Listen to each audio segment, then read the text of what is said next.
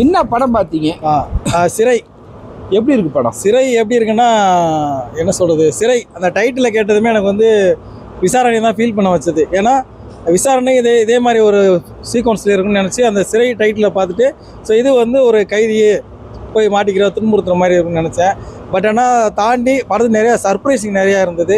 சிறை ஓப்பனாக சொல்லணுன்னா படத்துடைய கண்டென்ட் என்னன்னா, ஒரு நேர்மையான போலீஸுக்கும் ஒரு உண்மையான காதலுக்கும் நடக்கக்கூடிய ஒரு சுவாரஸ்யமான ஒரு விஷயந்தான் சிறை அப்படிங்கிறது. சிறை அவன் வந்து ஒரு என்ன சொல் ஒரு கொலை பண்ணிடுவான். ஸோ ஆக்சுவலாக அது கொலைன்னு சொல்ல முடியாது. அவனுக்கு ஒரு சின்ன இன்சிடென்ட் நடக்கும். அவனுடைய அம்மாவை வந்து வில்லன் தாக்கிடுவார். அதனால் இவன் வந்து அவரை தாக்கிடுவார். அவன் கீழே வந்து இறந்துருவான். ஸோ அந்த வந்து சீக்வன்ஸாக இருக்கும். ஸோ அதனால இவன் வந்து போலீஸ் வந்து பிடிச்சிட்டு போயிடுவாங்க.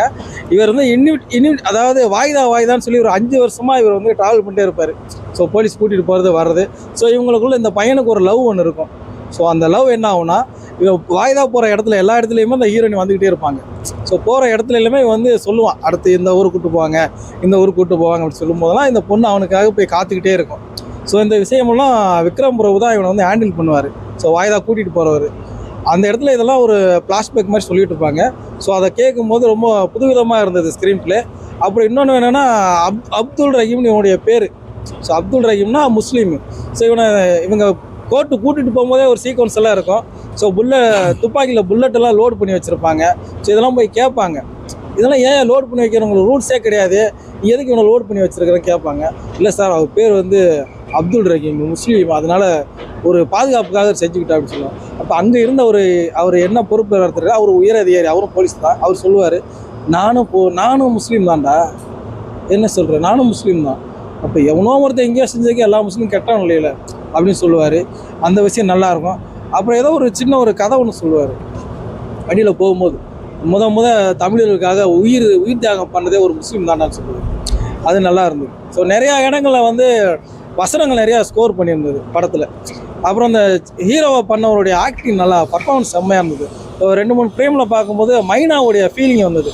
ஆக்சுவலாக மைனாவுடைய ஹீரோ அவர் பேர் வித்தார்த்துன்னு நினைக்கிறேன். அவருடைய ஃபேஸ் தெரிஞ்ச மாதிரி ஒரு ஃபீலிங்ஸ் இருந்தது. ஸோ அதுக்கடுத்து ஒரு போலீஸ்காரன்னா உங்கள்கிட்ட ஒரு அதிகாரம் இருக்குது, அந்த அதிகாரத்தை நீ யாருக்கு பயன்படுத்தணும் அப்படின்னு ஒரு விதம் ஒன்று இருக்குது. இருக்கப்பட்டவனுங்க இல்லாதப்பட்டவனுங்க அதிகாரம் பயன்படுது. ஆனால் அதை தாண்டி போலீஸ்காரனுக்குள்ளேயே ஒரு மனுஷன் வாழ்வான்ல, ஒரு இயல்பான ஒரு மனிதன் இருப்பான்ல, அதை நீ யாருக்கு பயன்படுத்தணும், இந்த மாதிரி இல்லாதவனுக்கு பயன்படுத்த அப்படின்னு சொல்லியிருப்பாரு. ஸோ ஹீரோ சைடில் பார்த்தீங்கன்னா யாருமே இருக்க மாட்டாங்க. ஹீரோவுக்கு அம்மா மட்டும் இருப்பாங்க, அவங்களே இறந்துருவாங்க. ஹீரோடி சைட்லையும் யாரும் இருக்க மாட்டாங்க. அப்போ 2 பேரும் அனாதைகளாக தான் இருப்பாங்க. இவன் வந்து இந்த பிள்ளைய கடைசி 5 வருஷமாக வாய்தான்னு இருக்கிறதுனால விக்ரம் பிரபு சொல்லுவார், ஜட்ஜிக்கிட்ட போய் நீ காலில் விழுந்து அழுவுடா, அவர் உன்னை ஏற்றுக்குருவார். 5 வருஷமாக நான் வந்துட்டு போகிறேன், என் வாழ்க்கையிலே முடிஞ்சுன்னு போல, எனக்கு யாருமே இல்லைங்கன்னு கேளு சொல்லும் போது அவர் அதே மாதிரி ஹீரோன்னு வர சொல்லி 2 பேரும் போய் காலில் விழுவாங்க. அப்போ அந்த கதை வேறு மாதிரி மாறும். அது நல்லா இருந்தது. கிளைமேக்ஸில் ஒரு ட்விஸ்ட் ஒன்று கொடுத்துருப்பாங்க. ஒரு சின்ன ஆக்சிடென்ட் சீன் ஒன்று வரும். அந்த சீன் பார்த்ததுமே தேட்டரில் இருந்த எல்லா ஆடியன்ஸும் என்ன உட்பட எல்லாருமே என்ன பண்ணால், அச்சோ இப்படி ஆகி போச்சு. ஏன்னா நம்மளோட மைண்ட் எல்லாம் செட் பண்ணிட்டாங்க, இவங்க இப்படி தான் சேர்ந்து ஆகணும் அப்படிங்கிற எல்லாம் வெளியில் இருக்கும்போது ஒரு ஆக்சிடென்ட்டும் போது யாராலையும் ஏற்றுக்கவே முடியல. அந்த ஆக்சிடென்ட்டு ஒரு சின்ன ஒரு ஃப்ளாஷ்பேக் போயிட்டு திரும்ப ரிட்டர்ன் வரும். எல்லா மூஞ்சிலே ஒரு மாதிரி ஸ்மைல், ஒரு சந்தோஷமான ஹாப்பினஸ் கிடச்சிது.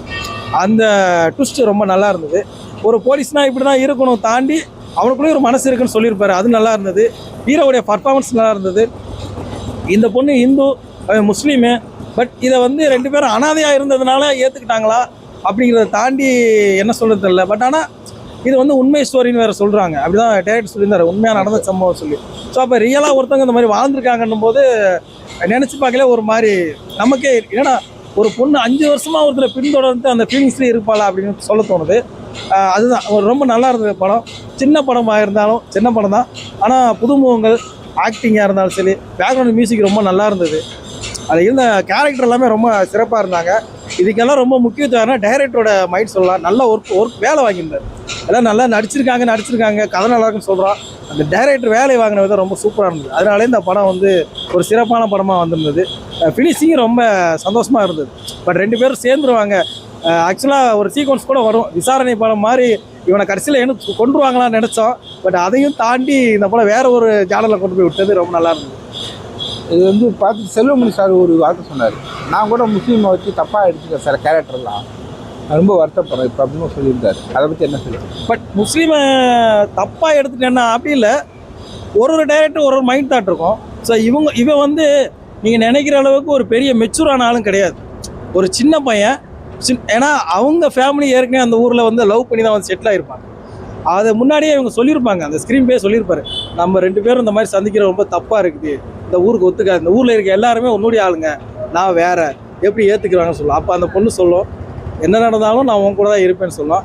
அதுதான் சொல்கிறேன், இவங்க 2 பேரும் அனாதைகள் அப்படிங்கிறதுனால யாரும் பெருசாக முன்னெடுத்து கேள்வி கேட்க யாரும் வராதனால இது கிளைமேக்ஸில் மனித நேயம் அப்படி சொல்லி முடிச்ச மாதிரி கூட ஃபீல் பண்ணிக்கலாம் நம்ம.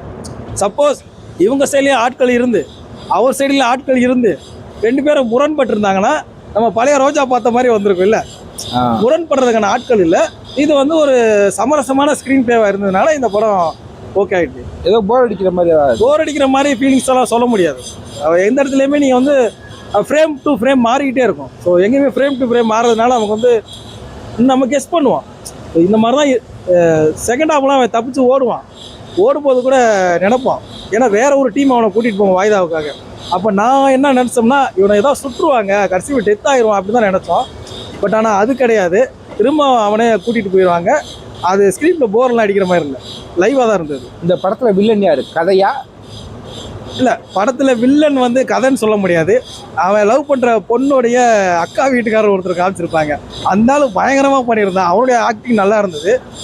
அவர் தான் வில்லன். ஆக்சுவலாக அவர் வில்லன்னா எந்த மாதிரி வில்லன்னா, இப்போ நம்ம சாதிச்சோம், நம்மளுடைய என்ன சொல், நம்ம வேற மதம், அவங்க வேற மதம், அப்படி இருக்கும்போது அவனை எப்படி நீ வீட்டுக்குள்ளே வரலாம், அந்த மாதிரி ஒரு எதிர்ப்புற மாதிரியான ஆள் இருப்பார். ஸோ அதையும் தாண்டி அவங்க வீட்டில் சப்போர்ட் பண்ணுவாங்க இந்த பொண்ணுக்கு.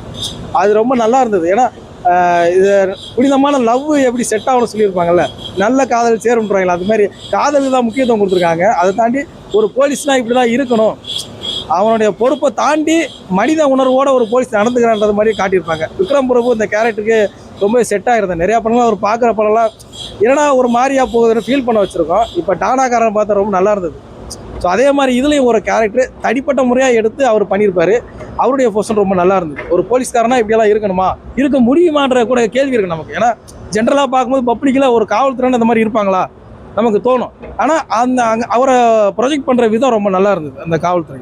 ஸோ அந்த விஷயம் சூப்பராக இருந்தது. காமெடி இதெல்லாம் அப்படி இந்த படத்தில் காமெடிக்கு வேலையாக கிடையாது. ரொமான்ஸ் வேணால் 2-3 இடத்துல நீங்கள் நல்லாவே ஃபீல் பண்ணலாம். அவங்களோட எமோஷன் சூப்பராக கன்வெர்ட் பண்ணியிருப்பாங்க. செகண்ட் ஹாஃப்லாம் நம்ம என்ன சொல்கிறது, ஒரு புதுவிதமான லவ்வாக இருக்கும். இன்றைக்கி இருக்க லவ் மாதிரிலாம் இருக்காது. ஒரே ட்ரெஸ்ஸில் இருப்பான், ஒரே மாதிரி தாடி மீது அப்படியே முடியோடு அலைவான். பட் அவங்க பார்த்துக்கிற விதம் ரொம்ப நல்லாயிருக்கும். ரொம்ப தூரத்துலேயே இருப்பாங்க. ஜஸ்ட் ஒரு ஹக்கிங் கிஸ்ஸிங் கூட இருக்காது. ஸோ அதான் நம்ம ஓல்டு பழைய ஃபிலிம்கள் பார்க்கும்போது ரொம்ப டீசெண்டாக இருக்கும்ல, அந்த மாதிரி இருந்தது. அவங்களுக்கு அந்த பெயினை தான் கடத்திக்கிட்டு இருப்பாங்க. லவ்ன்றதை தாண்டி அந்த பெயின் ரொம்ப அழகாக காமிச்சிருப்பாங்க. லவ்வை தாண்டி அந்த பெயினையே அழகாக காமிச்சிருப்பாங்க டைரக்டர். அது ரொம்ப நல்லா இருந்தது. ஃபேமிலியாக பார்க்கலாமா? ஃபேமிலியாக பார்க்கலாம். இதில் ஒன்றுமே கிடையாது, ஃபேமிலியாக பார்க்கலாம். அன்றைக்கி சொன்ன நீங்கள் கேட்ட காமெடியெல்லாம் இருக்காது. இல்லை சீரியஸ்னஸான ஃபிலிம். அடுத்தடுத்து என்ன ஆகிடும், நம்ம அப்படியே லைவாக போய்கிட்டே இருக்கும். சின்ன படம் தான், 2 மணி நேரம் 10 நிமிஷம் தான் படம் இருக்குது. ஆனால் சின்ன படம், நம்ம அப்படியே ட்ராவல் பண்ணிட்டே. 2 பேர் அவங்க ஆக்டிங் சூப்பராக இருக்குது. And then music, Justin Dabur music பயங்கரமாக படத்துக்கு ஹெல்ப் பண்ணியிருக்கு. அவங்க எடிட்டிங்கும் சூப்பராக இருக்குது. இளமராஜ் எடிட்டிங்கு டேரக்டருக்கு ஃபஸ்ட்டு படம் மாதிரியே இல்லை, ரொம்ப சூப்பராக பண்ணியிருக்கு. கிராஃபிக்ஸ் எல்லாமே ரொம்ப ஸ்ட்ராங்க. மெசேஜ் அப்படின்னு சொல்ல முடியாது, இது ரியாலிட்டியில் என்ன இருக்கோ அதான் காமிச்சிருக்காங்க. ஒரு லவ் ஸ்டோரி. அந்த லவ் ஸ்டோரியில் அவன் ஒரு பையன் முஸ்லீமாக இருந்தானா, அதுவும் ஒரு கிராமத்தில் இருக்கிற ஒரு முஸ்லீமாக இருக்கிறானா, அது 2003 அப்படின்னாக்கா என்னென்ன மாதிரியே பிரச்சனைகள் அவனுக்கு நேரடியாக வரும், மறைமுகமாக வரும். சட்டத்தில் என்னென்ன ஒரு பிரச்சனைகள் வரும், போலீஸ் காவல் என்னென்ன பிரச்சனைகள் வரும் அப்படின்றது தான் கதைக்களமாக இருக்குது. அதில் ஒரு போலீஸ் நல்லவனாக இருந்தனாக்கா என்ன அப்படின்றது தான் படம். ரொம்ப சூப்பராக பெர்ஃபார்ம் பண்ணியிருக்காரு. அவர் கரியரில் one of the best films தான் கண்டிப்பாக. இல்லை சார், போரிங் மொமெண்ட்ஸ்லாம் எதுவுமே இல்லை. த்ரோட் என்கேஜ் பண்ணியிருக்காங்க. நல்ல ஸ்கிரீன் சரியாக போனால் ரொம்ப நல்ல படம் சார் அது சொல்லுவாங்க. ஸோ இதுவும் அதில் ஒரு லிஸ்ட்டில் அவங்க சூப்பராக பண்ணியிருக்காங்க. அவங்க எல்லாரை விட அவங்க ரொம்ப சூப்பராக பண்ணியிருக்காங்க. இல்லை சார், அவங்க எல்லாரும் இல்லை சார், சிலர் இருப்பாங்க சார், அரசியல் புரிதல் இல்லாமல் சார் பண்ணுவாங்க. அது அவங்க அறியாமையில் பண்ணுறாங்க, புரிதல் வேணும்னே பண்ண நமக்கு தெரியாது. அந்த மாதிரி படங்கள் தவிர்க்கிறது நல்லது நான் நம்புகிறேன். இது வந்து யதார்த்தத்தை காட்டியிருக்காங்க, அவ்வளோதான். ஆக்சுவலாக போரிங் மூமெண்ட்ஸ் இருக்கா? இல்லை சார், போரிங் நல்லா படம் நல்லா இருக்குன்னு சொல்லியிருக்கீங்க. ஆனால் விசாரிச்சப்ப மொத்தம் 5 பேருக்கு தேட்டரில் தான் சொல்லியிருக்காங்க. அது எப்படி பார்க்குறீங்க? அது மேபி சார் ஏன்னு தெரியல, எனக்கு ப்ரொமோஷன் மார்க்கெட்டிங் எது சரியில்லை எனக்கு தெரியல. ஆனால் இதுக்கப்புறம் கூட்டம் வரும்னு நம்புகிறேன். ஏன்னா நல்லா வந்திருக்கு. ஆக்சுவலாக அடுத்த ரிலீஸுக்கு வரைக்கும் அந்த படம் ஓரளவுக்கு நல்லா போகணும் நம்புறேன், போகணும். இந்த டைரக்டர் வந்து விட்டுமேனோட அசிஸ்டன்ட் இது, அவர் எப்படி பண்ணியிருக்காரு, அவரோட ஸ்டைலே பண்ணியிருக்காரா? இல்லை சார், இது இவரோட யூனிக் ஸ்டைல் தான் ஆக்சுவலாக. இந்த ஃபிலிம் மேக்கிங் எனக்கு ரொம்ப பிடிச்சிருந்துச்சு ஆக்சுவலாக. அவரோட direction style, edit pattern, music எப்படி அணுகிருக்காரு எல்லாமே எனக்கு ரொம்ப பிடிச்சிருந்துச்சு.